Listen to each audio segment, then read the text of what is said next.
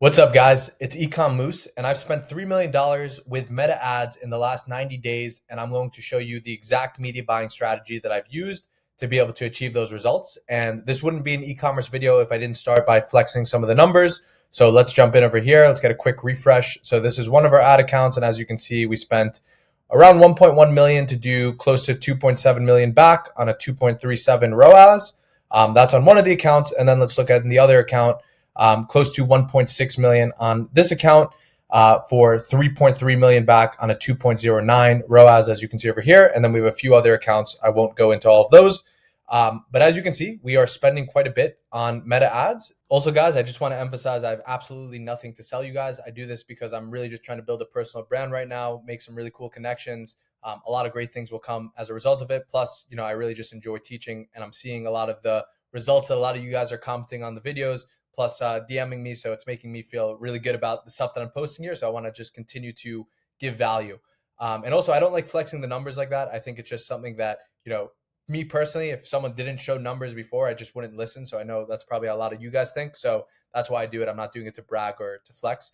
Okay, guys, let's get into it. So in this video, I'm going to break down my exact Facebook media buying strategy that allowed me to spend $3 million within the last 90 days, as you guys just saw. So what I want to break down in this video is going to be, first off, the high level strategy and how I look at media buying as a whole. So this can be whether, you're just getting started, whether you're at, 100,000 a month or trying to scale to 1 million a month and beyond.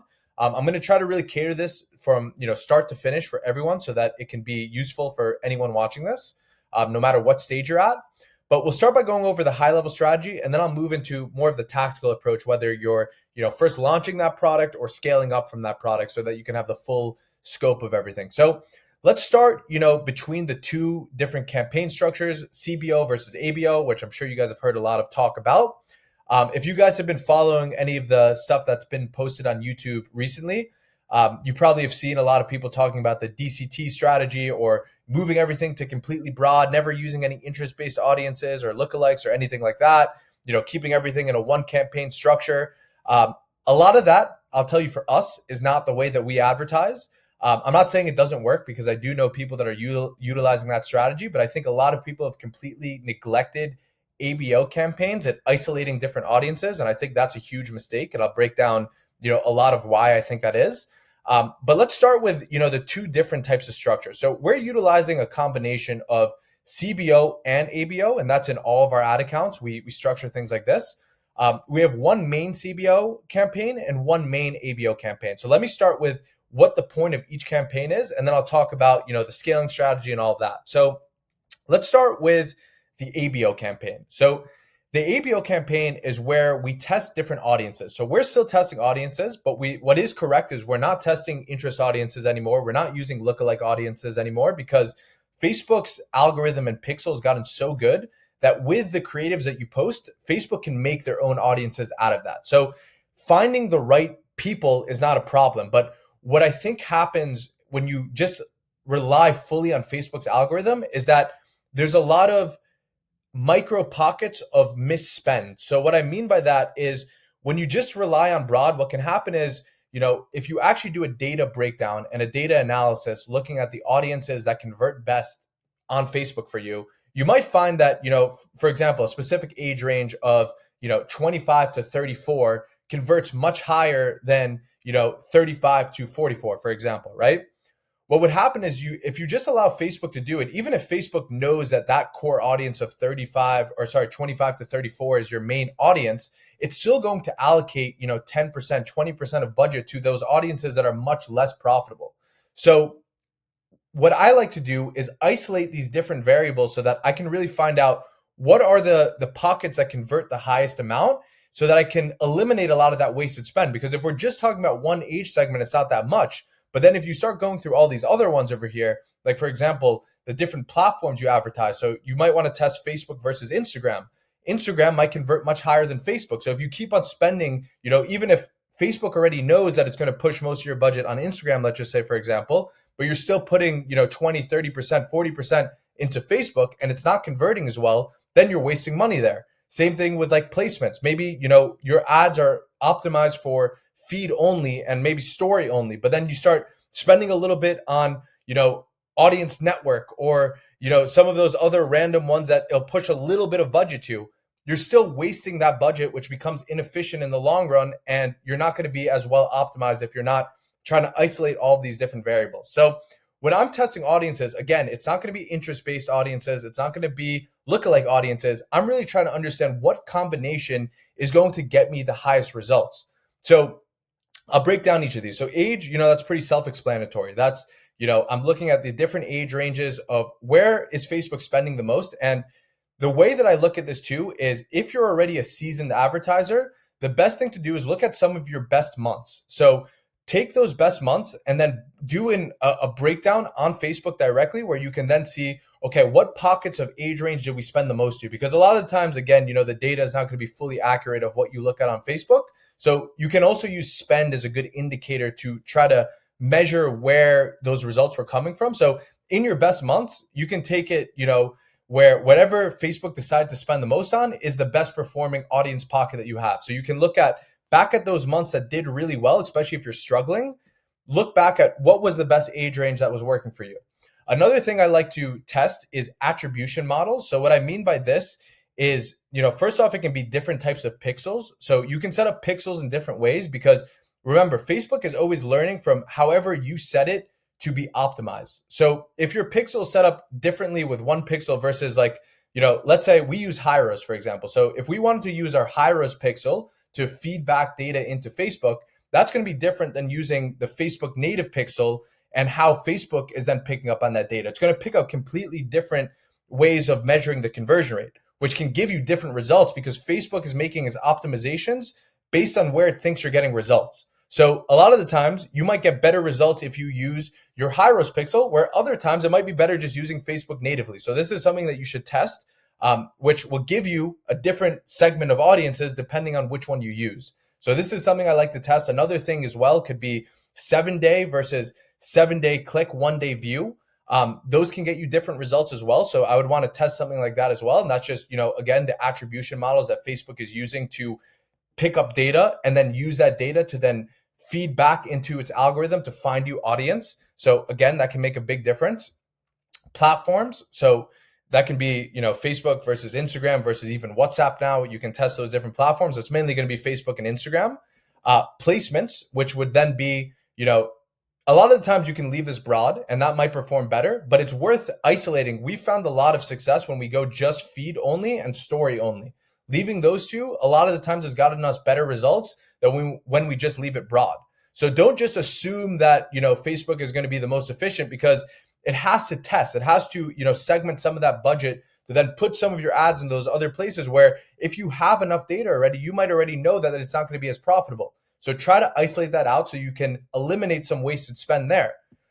Devices. So, this can be iPhone versus Android. And I want to give you guys a really interesting story that happened to us personally. So we were having a lot of trouble with one of our ad accounts and one of the products that we were pushing super hard. We were pushing super aggressive with this product. Like we were spending $500,000 a month minimum on this product with Facebook. And then we kind of just hit a brick wall out of nowhere. And a lot of what happened for us is that we started doing what we, heard a lot of you guys might be doing as well, which is, just allowing everything to move over into CBO, kind of neglecting any form of audience testing, letting Facebook's algorithm make all the decisions for us, keeping everything completely broad.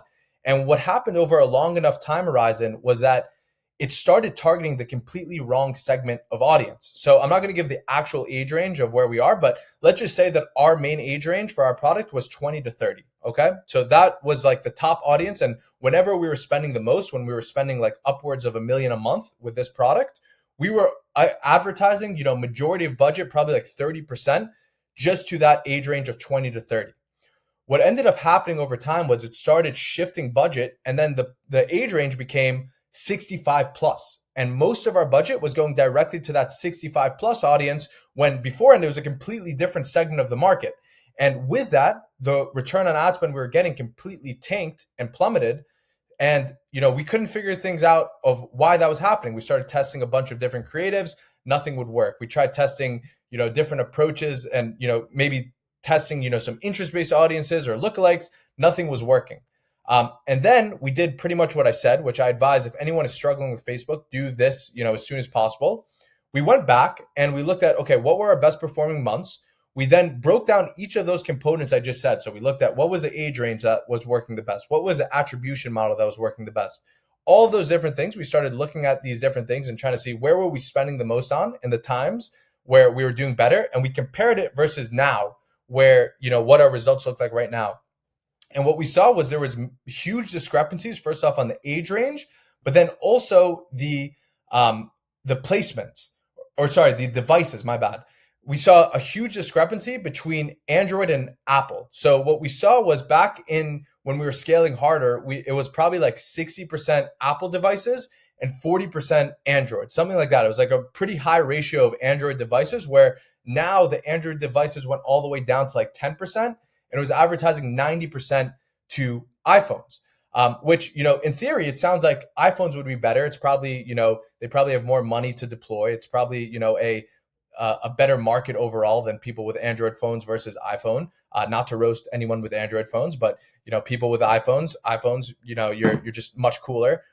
So I assumed, maybe the iPhones would be better, but I wanted to test that out and try to isolate that component. So what I did was I broke it down. I started testing just the Android devices isolated from any iOS devices. And we finally got something to start to work. And the reason why was because over the past, 3 to 6 months or so, we were doing only 10% of all of our budget to Android. So what happened was a lot of that audience was being underserved, especially with the best performing ads that we had, that it almost opened up a new market for us because we weren't serving people with Android devices. So it was like pretty fresh, and we could cycle in our best winning ads, and it started to work with the Android devices. And from there, it kind of gave us a pocket where we were able to test new, fresh concepts of creatives into that pocket. And eventually we were able to figure it out again, within a few weeks, and get that to work again. So that's just a cool story that I had by doing this process, and why I think it's super powerful even in, today's era.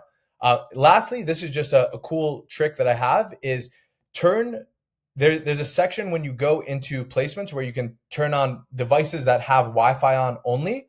We found that this performs much better, just because if you think about it, people that don't have Wi-Fi on, maybe their service is bad. Maybe, it's lagging and your video ad won't load in time. So you're still spending money for those impressions, even if they're not good. So having Wi-Fi on just makes it a, more likely chance that your video will deliver in full. So all of that just to say that when we're testing audiences where, we usually look at this when we're struggling, to be honest. So if things are going well and things are working well, especially in the CBO campaigns, I won't worry as much about this. But especially if you're just getting started, or if you're struggling with something, this is a really good way to narrow things down, where you can, if you have any proven data that that a specific age range is working better, or that your ads are better served on a specific placement, this is a really good way to narrow down any wasted spend. And this is where you would use ABO campaigns to really help you identify all of this. So that's the first use case of how we're using ABOs. The second thing is to isolate any creatives.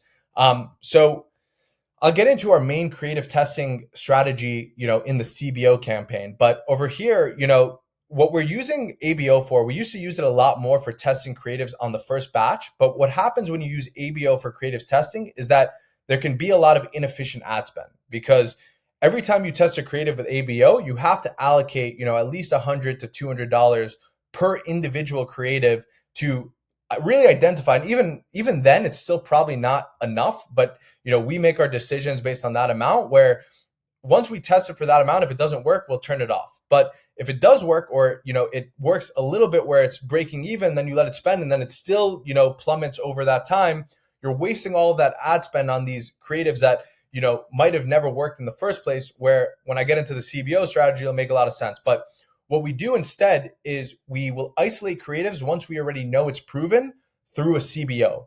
So that's another use case that we're using the ABOs for.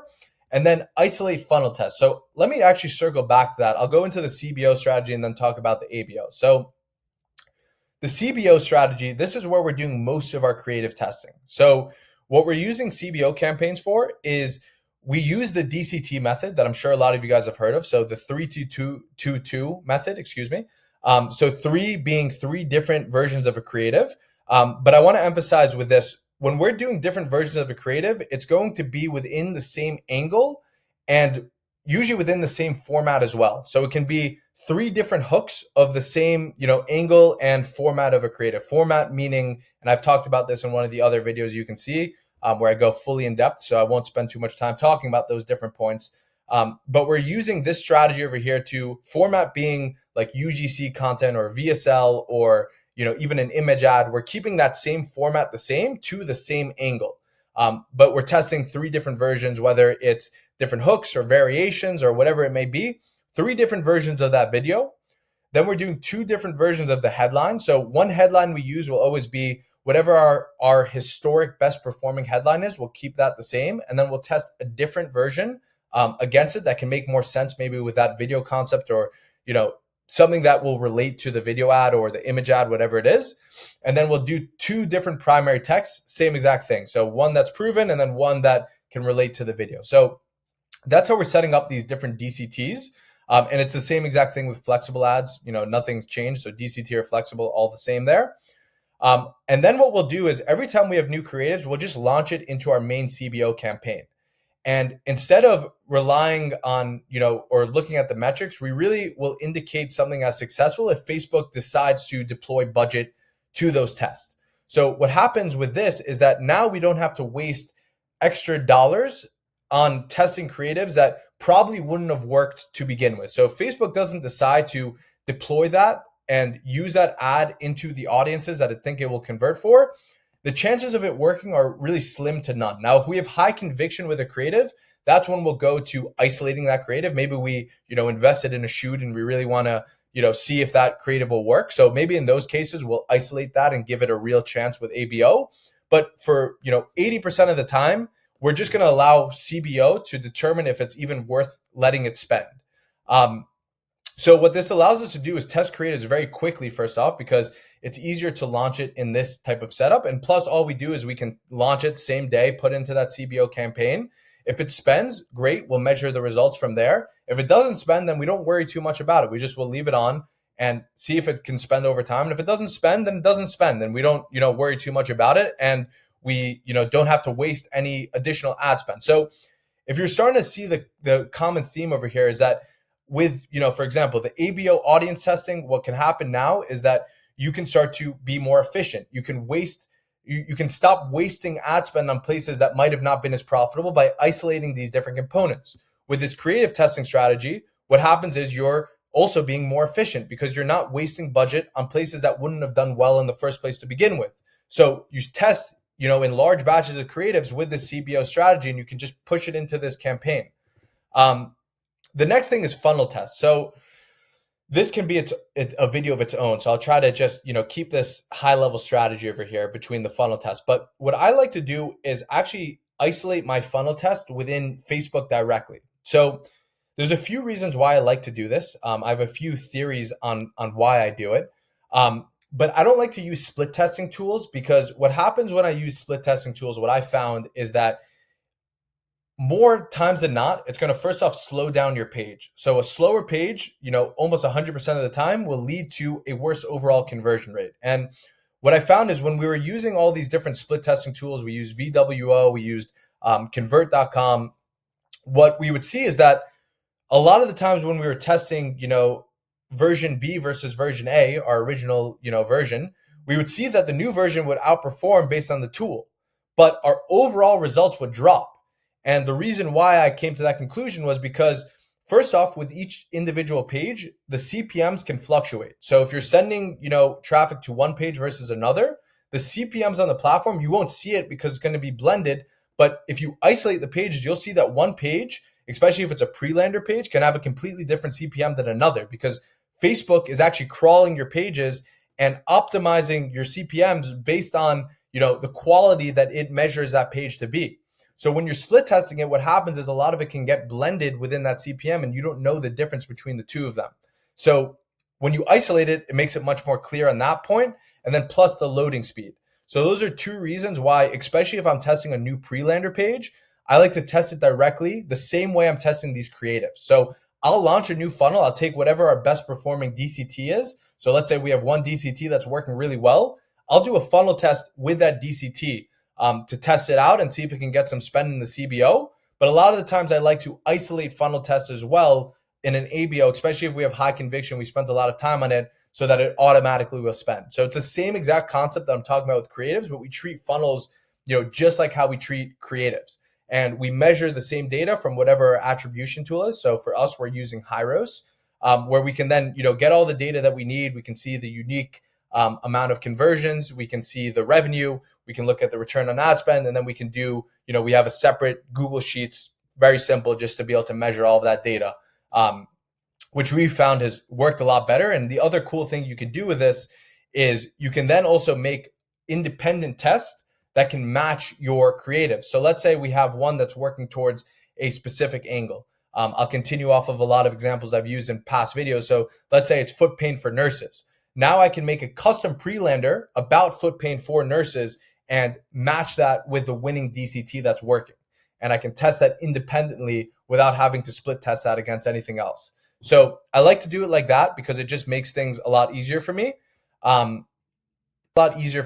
test those. Now, the other thing is what I'll do is once we find out what audience are working best with ABO, I can actually narrow down my main CBO campaigns and all the new DCTs that I want to launch to have the settings that we see are best performing. So I can isolate the age range. I can isolate, what platforms I'm showing it to. I can make sure I'm using the best attribution model. I can segment out different placements. I can segment out different devices and so on and so forth. So what happens is once you start to see these audience start to work really well, you can then actually start to utilize those best performing audience settings within your main CBO campaign for all of the future launches. So it starts to become a flywheel effect where everything starts to work together in harmony. The other thing I want to mention that I didn't talk about from testing audiences is when I talked about the example of what happened to us, we were able to find, again, that pocket of that Android audience that we weren't advertising towards. And I think that was a huge reason why we were able to find success. But also more important than that is that I think it also helped reset our algorithm. So this is a theory I have. I can't put any proof or evidence to it.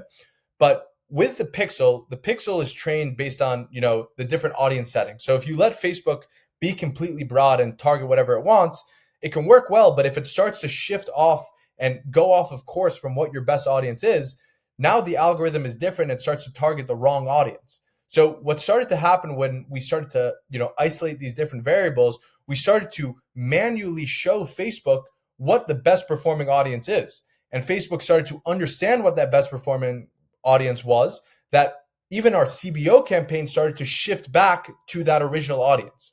That's what started to happen over time. And that's why the CBO started to work again. So the point is we manually were able to train Facebook's algorithm that here's our best, performing segments of audiences. And Facebook was able to understand that and then take that. So that's another really cool thing that happened to us that I think, I'm not going to say with proof is for sure, but it's another theory that I have that I think can work. And then lastly, we're using CBO. So now, this can be for the main market. We'll use USA plus Big Four in one market. But if we ever want to go worldwide or into different markets, we'll create a separate CBO campaign with the same type of structure. But instead of testing different DCTs in that, we'll just take whatever our best performing ones are, move that over into a worldwide campaign, keep whatever our best settings are, and then just turn worldwide only to English speaking countries only. We're not translating anything. We'll just do it like that. And that can give you a lot of more spend because it, obviously widens the scope and the market that you can go into. That's, the high level strategy and how we're utilizing the two. So that's CBO versus ABO and how we're utilizing both. So again, we have one main CBO campaign that we're doing all the stuff I just spoke about here. And then one main ABO campaign that we're doing all the stuff I spoke about over here. So that's how we're using both of these different campaigns to really help us maximize our results. Now let's talk about how we actually scale and move efficiently. So the way that we surf scale is a little bit different than I think, again, how a lot of people speak about it, because we increase budgets by more than just, 10 to 20% that, I think a lot of people speak about. We're increasing budgets 3 to 4 times per day. So if it's just a CBO campaign, what we'll do is, we'll look at it. First off, our media buyer will go in at around 4 or 5 a.m. in the morning. And a lot of the times at the end of the day, we'll have to readjust budgets because I'll explain, it'll make more sense as I go, but pretty much we move budgets throughout the day. And sometimes we'll decrease budgets of campaigns that might be better overall. So we'll reset those budgets at the start of the day. But then we start moving everything, really 3 times throughout the day. So between usually 9 to 10 a.m. is when we'll make our first changes. So what we'll look at is first off the CBO campaign as a whole. So if that campaign is doing well, we'll increase the budget depending on how well. So if it's, 50% above whatever our KPI is on return on ad spend, we might increase it by 100%. If it's, pretty much just at whatever our KPI is, we still probably will increase the budget by like closer to that 25%. So a lot of it, there's no proven formula on it. It's more so, eyeing it and, coming up with, also looking at the last 3 days data, the last 7 days data, and then making the decision of what makes the most sense to scale. But we'll move it between usually 25% to 100%. So let's say the budget is $1,000 on the campaign. If it's doing really well, we'll move it, we'll double that budget. So move it by 100%, move it to $2,000 a day. And if it's, doing mid-tier, we'll probably move it, let's say 25%, 30%. So we might move it from $1,000 to $1,300 as that first, jump. So then we'll check again back, in the next 3 hours, 3 to 4 hours, we'll look back. So if we move it at 9 to 10, then we might look back at, 12 to 1, midday or so. This is all Eastern time, by the way. It also will depend obviously on the market, but this is, assuming you're in the USA market as your main market. We'll do the same thing again. We'll look over the budgets, move it 25 to 100% if it's doing well. Now, the same thing applies where, let's say it's underperforming. Let's say it's not at our KPIs. Then what we'll do is we'll decrease the budget by, a pretty similar amount. Maybe it'll be a little bit less than that, but if it's, underperforming way below our KPIs, we'll start moving that budget back down. And this all happens, within the day. And this, will then happen again, another 3 to 4 hours again. So at like 4 to 5, we'll move it again. And then usually we'll do our last set at like 8 or 9 p.m. And no matter what, even if the results are good, we'll never scale past 8 or 9 p.m. because typically results are just lower at that time. So we'll move the budget down and, that process just then starts to reset. So again, because we decrease budgets at that 4 to 5 a.m. spot is when we'll kind of reshift those budgets to, kind of a midpoint where, maybe can do well. And, the same thing applies for ABO. So I was talking about from a CBO campaign as a whole structure, but if you have individual tests running on the ABO that's doing well, same thing will happen on the ad set level instead of the campaign level, everything I just mentioned. The other thing that we'll do is we'll cut underperformers. So for efficiency, every 3 days or so, we'll look back at the numbers from a 3-day window, a 7-day window, and even sometimes a 14-day window. And we'll go back. So I'll start by looking at the 3-day window and see, actually even before the 3-day window, we'll look at today. So if today is, unprofitable, then I'll look back at the 3-day window. If it's still unprofitable after 3 days, I'll go back to the 7-day window. If it's still unprofitable after 7 days, but has a lot of spend, then I'll go back 14 days. But usually 7 days is like the length that I'll go to of looking at, okay, so it's unprofitable within the last 7 days at an ad set level. I'm going to shut that ad set off. Same with at the creative level. If it's unprofitable over that 7 days, I'll shut that ad set off. CBOs is a little bit different because I'm also trying to measure a few different things. With CBOs, I'm not going to shut it off because sometimes what will happen is you don't want to ruin the flow of a campaign within a CBO, because a CBO campaign is the merge of a top of funnel, mid funnel, and bottom of funnel campaign. So what I mean by that is top of funnel might be unprofitable because you're trying to get the widest scope of the market. So really what it'll be is maybe this is a VSL ad that you're trying to hit the unaware audience. So Facebook is spending that at a 1 ROAS, which wouldn't be profitable, but it's trying to get the most amount of eyeballs. Where a mid-funnel ad might be more profitable, but if you shut off that top of funnel ad, it wouldn't be profitable because that mid-funnel is doing a little bit of retargeting for people that have seen that top of funnel ad. And then bottom of funnel could be maybe that image ad that's super profitable within the CBO, but if you shut off your mid-funnel or your top of funnel, then it wouldn't be profitable anymore. So the way that I measure this is I look at frequency. So frequency, it's a setting you can just put in your column to look at. Frequency and also CPMs together. So if a frequency is, usually between the range of a 1 to like a 1.2, that would probably mean it's more top of funnel, because that's just how many times the ad is being served in the Facebook algorithm. So if it's between that 1 to 1.2 range, then usually that means it's not being served too many times. So that would be more of top of funnel. So what I'll do is if I'm measuring, a top of funnel ad, I'll try to see what other ads in this, CBO campaign are also top of funnel, and are they advertising to the same angle or different angles? If it's different angles, then, I'll disregard this point. But if it's to the same angle and they're both within the same level of frequency, but one is at, a 1.5 ROAS and the other one's at a 1 ROAS and they're both spending a lot, then because I know it's advertising towards the same angle and they're both, trying to hit that same level of frequency, I'll shut off the one that is unprofitable there. So hopefully that makes sense, and that applies for all levels of the funnel. So what's important to note there is just within CBO campaigns, first off, what angle are you advertising towards? So if it's the same angle, then go to this next step where then what level of frequency it's at. If it's at the same level of frequency and one is more profitable than the other and it's in the same angle, then cut off whatever one is less profitable, because then you have two that are taking that same spot. So that's how I look at it within a CBO campaign. That's a little bit of a difference than ABO. I'm just looking at the numbers. CBO, I'm also trying to measure frequency and CPMs before making that decision. So that's how I'm then, being efficient. And, all that then comes together for, how all of this works. So now let's just, review everything that I said, and, hopefully this will all come together and make sense. So again, ABO is where we're isolating different audiences, which I, explained which ones we go through. We can isolate different creatives, especially when we see something working. We can move that over to an ABO to really be able to measure the results, because with DCTs, as a lot of you guys probably know, you can't actually see the results within the campaigns, especially with flexible ads. So once you isolate it, you can really see what's working, especially to gather that data and then make more variations of it. So I like to isolate a lot of what we see from the CBO campaigns. And then the same thing applies with funnels, which we look at, the same as creatives. On the CBO side, we're doing most of our creative testing there so that we can be more efficient with ad spend.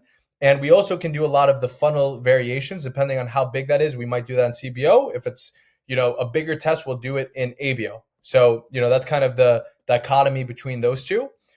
Then, we can use whatever we find as our best audiences to then be the future settings of this main CBO campaign. And if we want to expand into markets, it's as simple as just duplicating that CBO campaign and then doing it to whatever that market is and expanding that way. So that's how we're using the two different campaigns. And then to scale each of these campaigns, it's a matter of surf scaling between the day, moving budgets 3 to 4 times a day, increasing or decreasing depending on the performance, and then cutting any of the, loose fat per se of whatever is not working. You're trimming that fat, you're cutting it off, and keeping everything as efficient as possible between these two. So that's just the media buying strategy. So let me just go into, a few different points that I think are important to note as well. Media buying in today's day and age is probably 20% of where results are going to come from. So most of your results, I'd say probably 60% of results is going to be how well your creatives perform. And then the other 20% is probably like funnel. So if I had to break it down between creatives, media buying, and funnel, creatives 60%, media buying 20%, funnel 20%, something along those lines. So this is not going to be what gets you results. But if you have really good creatives, this is going to allow you to be as efficient as possible with distributing those creatives to the right audiences and being, not wasting spend on places where it's unnecessary, so that you can maintain a very high return on ad spend, really as high as possible from the media buying strategy that you utilize. So I want to emphasize that this is not going to make or break your results. This is just going to help you amplify results when you have, your creatives dialed and your funnels dialed. So if those aren't dialed, this isn't going to help you. It's not going to, make something work that's broken. But if it is working for you, this is going to help you be a lot more efficient. Now, I also want to just touch real quick for you guys on, a tactical standpoint, how I would go about this. So, if I were launching a new product from scratch, then what I would probably do is try to gather some data. If I've had a different platform, I'll get data from there. If not, I'll just do my own research to try to understand, what age range am I going towards? What kind of ads am I making? Will that help me if I, go feed only or story only, Instagram only versus Facebook only, depending on, what type of audience I have. So it's about knowing your customer as much as possible. And if you do the proper research, then I would probably start by launching an ABO campaign so that I can isolate these different variables and have a better chance of success on the initial launch. And then also isolate creative so I can gather as much data as possible before starting to make iterations. So usually I would start with an ABO campaign to begin the launches. And then once I start having a little bit of momentum and traction, then I would move into the CBO campaign, doing these DCT tests starting to cycle these different tests in there, as I mentioned, consistently testing creatives every single week in that one main campaign. And then also moving to funnel test, where again, I would probably start the funnel test with ABO. And a lot of the funnel tests we're doing is in ABO campaigns. So it's in that same campaign. You just test it the same way you would test a different creative. You just isolate the different funnel in there, gather the data from whatever your attribution tool is, measure that, and test it. And then as I start to understand what's working here, again, I'm going to start to take the future DCT test and use our best performing audience settings in that DCT to make sure that it works. And once everything is actually working and we're pushing and scaling, then I would start to look into expanding into new markets. So hopefully that gives you guys a good breakdown of how I'm looking at media buying, the approach that we take. It's important that again, as you're going about it each day, you have a media buyer or yourself is going in 3 to 4 times a day if you're going to use this strategy. Obviously, if you're using a different strategy, then you can do whatever you want. You don't have to do what I'm saying. This is just what we do and what works for us. But going in that 3 to 4 times a day, adjusting those budgets, getting squeezing out as much juice as possible within those campaigns, making sure that you're cutting everything every 3 days or so, whatever is not working, you're trimming the fat, making sure you're as efficient as possible. And ultimately, that's all we're doing is we're just trying to make everything as efficient as possible. We're trying to find what slices of the audience is our most efficient pockets and make sure that we're spending as much money as possible in those audience pockets. With creatives, we're trying to waste as little money on testing that in ABO campaigns, where if it's not meant to work and it won't work with Facebook regardless, we're not spending on it. We're not wasting money there. We're being more efficient there. Where making sure that we're pushing the budgets of whatever is working well, but decreasing the budgets of what's not working well on a daily basis. And then every 3 days, we're cutting the fat of what's not working and making sure that we're not spending longer than we need to on what's not working anymore within Facebook. So that's the approach we use. We use high ROAS to measure everything more accurately than just relying on Facebook. So that's what we use personally, but you can use Triple Whale, you can use Red Beam, a lot of other tools, but make sure you have an attribution tool that allows you to see everything a lot clearer. And yeah, that's about it that I have for today. So hopefully this was super helpful. Again, nothing to sell you guys. So if you guys have any other questions or want to know something else or what you want to see in the next video, just comment it below. I'm reading all those comments. So whatever you guys say is what I'm going to take for the next one. And yeah, hopefully this was helpful and hope you guys enjoyed.